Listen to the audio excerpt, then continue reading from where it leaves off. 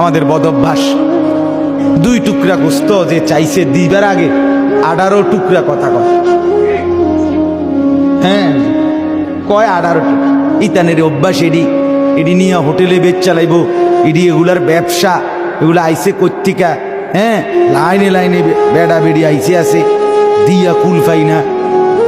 এত কথার চাইতে তুই বেড়া দিস না বেড়া। তোর মতো 2-4 বেড়া না দিলে আল্লাহর এই বান্দা বান্দি মরতো না। দিস না বেড়া তুই বেড়া।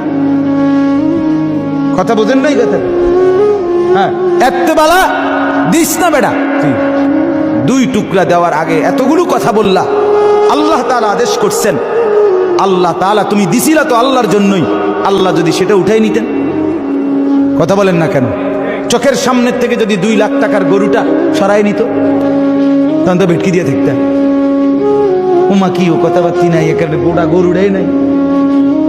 এমনি তো গেছিল 2-4-10 টুকরা, অন্তে গোটা আস্তা গরুই নাই। তখন কি কেরম লাগলো?